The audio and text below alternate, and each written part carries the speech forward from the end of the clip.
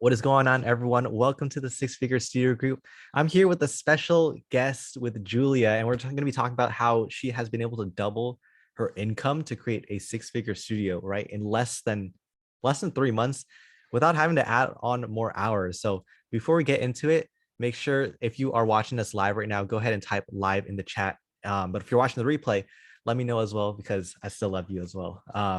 But let's go ahead and give a huge welcome to Julia. Julia, say what's up to everyone real quick.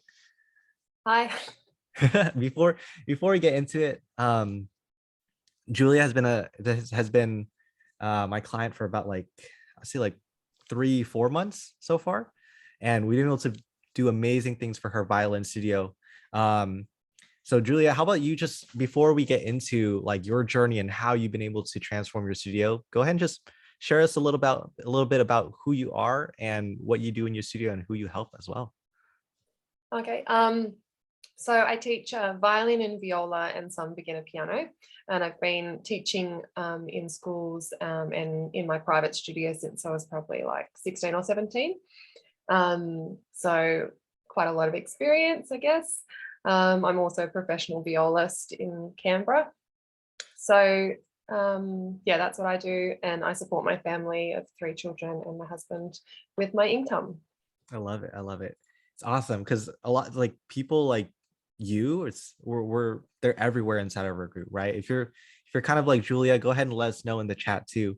But we'll start with getting into really your background, what you've been able to do before meeting each other. But so I guess before even meeting me, what was happening in your studio so far? And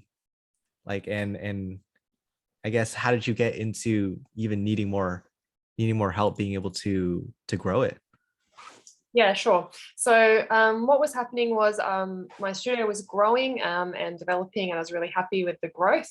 And I have had, so I basically booked out all my available time and was sort of like, well, what am I going to do?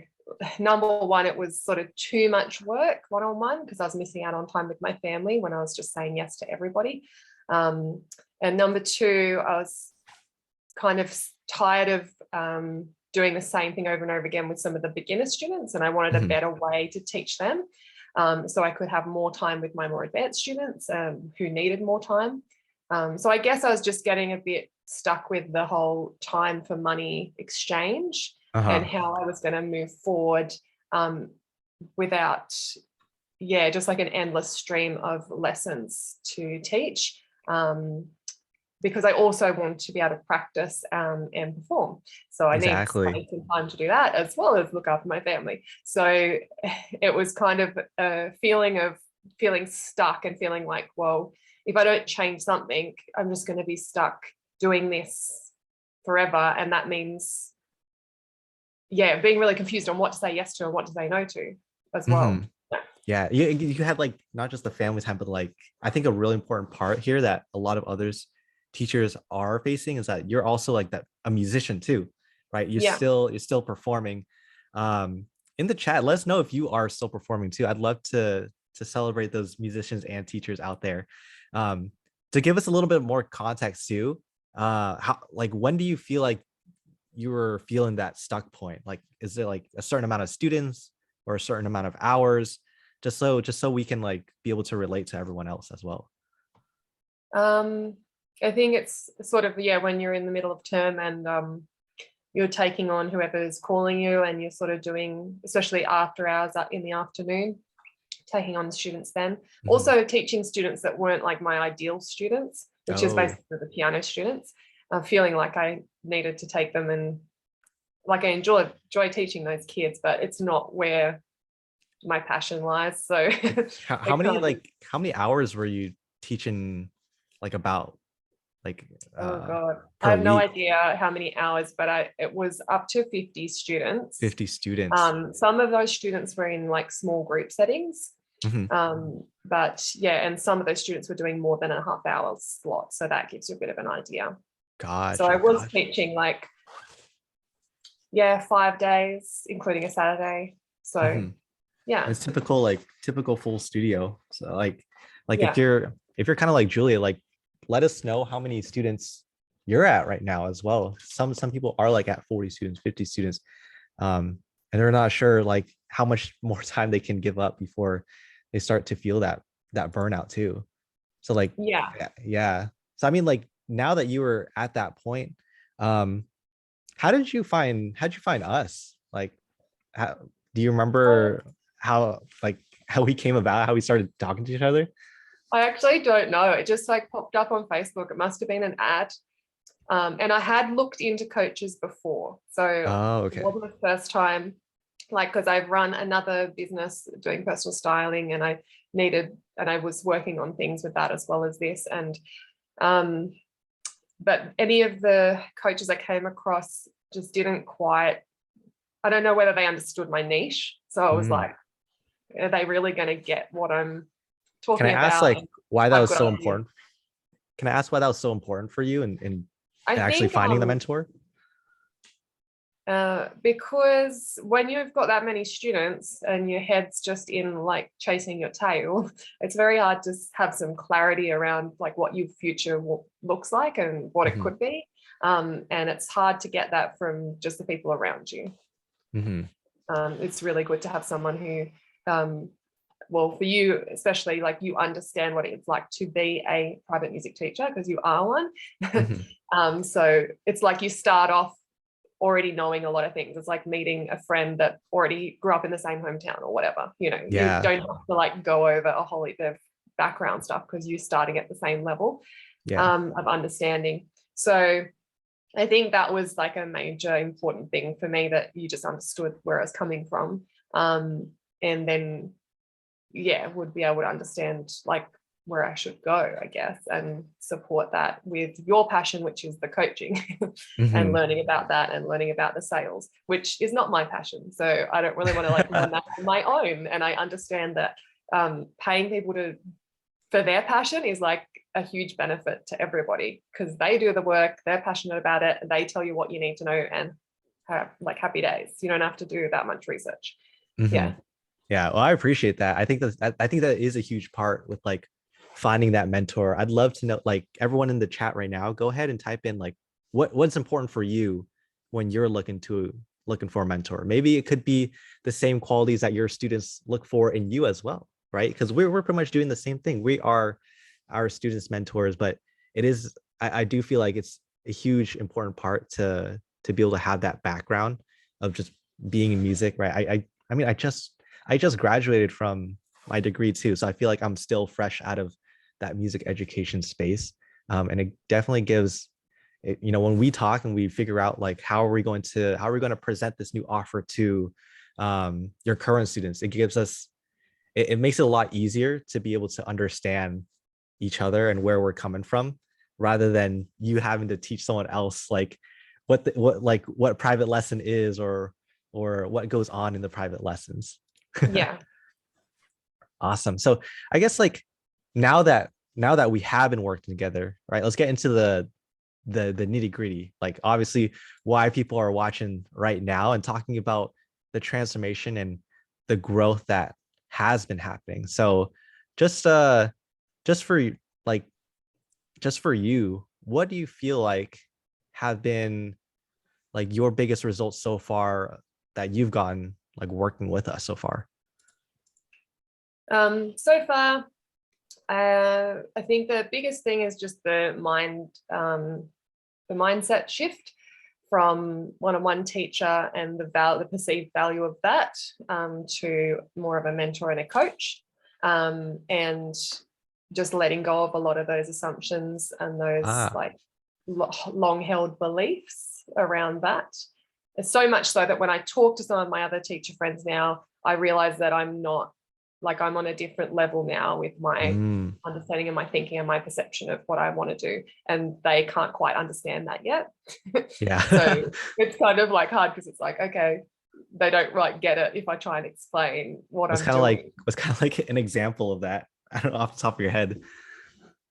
I don't know. I think because like I know a lot of musician friends who are teachers as well. I was trying to, explain to one of my friends, you know, this is what I'm doing this offer, and you could do something similar. And like her mind was just blown, and she just couldn't get her head around, well, but how, but why? And like, I think we get really stuck in going, other people get paid a wage, which is X amount of money per hour or whatever, and we should be getting paid some weird wage. And there's like, in Australia especially, there's like no standard for musicians. It's like, it's really weird. So we're just contracting, and it's all very vague what we get paid and what schools offer us to be paid as well. So yeah. Can you walk us through like I know you said like you're talking about your offer and stuff like that too, and that's part of the probably one of the biggest shifts that we've been able to make for your violin studio, right? Having those new offerings and having those new price points that allow you to double so quickly. Just briefly explain like the new offer that you do have, because some teachers might be confused on, man, what does she do to actually double her revenue? Like, go ahead. Cool. So because I have like this base of students that I really love me and I like them and we get along, I thought to myself, well, what do I actually want to do? So I wanted to do something for the beginners where I could have them in smaller groups and enjoying time together, and less time for me to have to spend one-on-one. So the Beginner Accelerator program was born out of that idea. And I've got 14 kids in that at the moment that signed up to it. And that's over 5 months, I guess, to the middle of the year. So what the offer is they get up to 3 group lessons a week, and the group lessons are 45 minutes. And then they have 1 monthly lesson one-on-one for me to catch up with them. And they also get to participate in a final recital at the end and play for their parents. So that's that program, and it's designed also around just more time with me, because as beginners, the more time they spend with me, the quicker they can progress. Helping with posture and technique and all those things that the parents struggle with. So one of the big selling points for that was just taking the pressure off the parents to supervise practice and know things about violin that they don't know. Super valuable. They don't have to come to all of the sessions, and it's flexible, but they can come up to 3. The other offer that I came up with was the Performance Accelerator program, and that's for my more advanced students. And that's just a monthly performance class on top of weekly lessons, and then a recital at the end as well. And we're just going to play for each other every month and learn more about performance practice, anxiety, and how to manage preparing pieces for performance, even if you're not getting them to like perfect level or whatever. Because I realized last year I had people preparing for exams, and there was really no opportunity for them to practice like performing those pieces before they did their exams. So it's sort of loosely based around that need that I saw. Yeah. So there's a lot of like correct me if I'm wrong, but like it was a lot of just moving most of your students to these new programs that you're offering. Is that right? Yeah. I had hoped that there was probably like 5 or 6 more that I wanted to get into the performance program, but they didn't get over the line at this point. But it was mostly only because they didn't know whether their student wanted to commit to the time doing the extra classes. That was the main issue there. So I am confident that it wasn't the price point. They would have done it as long as, So once I've done this first semester and I've got some evidence around what happened and how people went, then I can present it to those kids and hope that they might jump on in the next half of the year. Yeah, especially when they start seeing like the current students in the performance, like the performance accelerator, they'll see all the cool things that they've been doing. So it'll just be like, you know how friends just talk to each other, they'll probably encourage their friends to, hey, why aren't you in this? Like, you need to get on. And in a way, I really enjoyed the fact that the price point and like actually having the expectations around the groups and having that very clear meant that if people weren't sure, they're not going to do it. So you don't have to deal with kids coming into your program that aren't committed to achieve. They're going to achieve and be committed because you've already laid that out at the beginning. Whereas a lot of the time with personal one-on-one lessons, it's kind of a roll along, unless they want to do an exam or they have a performance at school or something that gives them a bit of direction. Mm-hmm. In this way, I feel like there's a lot of direction and a lot of goals that we can mutually set, and we can watch the progress and Yeah. document progress. So I'm really happy for that. And it also just means that I get to be more creative. So I'm happy about that. That's definitely a huge plus right there. Yeah. I mean, so hopefully that's all been able to make sense for everyone watching right now. Like, go ahead in the chat, type in offer, right? If you understand like the differences of what Julie has been able to offer, and that's really what the transformation has been able to help her do, right? Be able to double her rates, be able to save more time with those beginners, but Well, it was more than double my rates. more than double.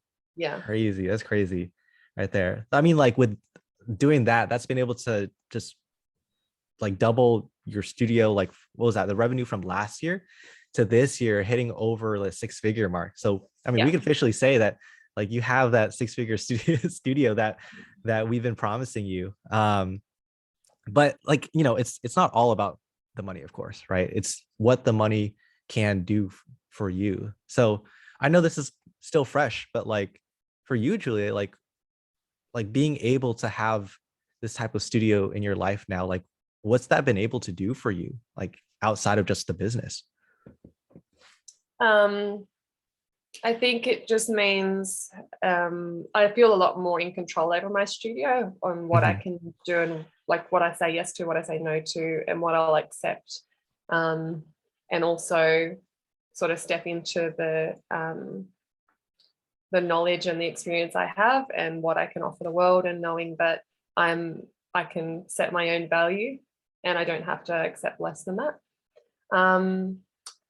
Outside, the money itself, I guess, is nice. It does mean in Australia I have to register for GST and do a few other business things, which are a little bit annoying. The But boring look, stuff. that's a thing as well. That's good.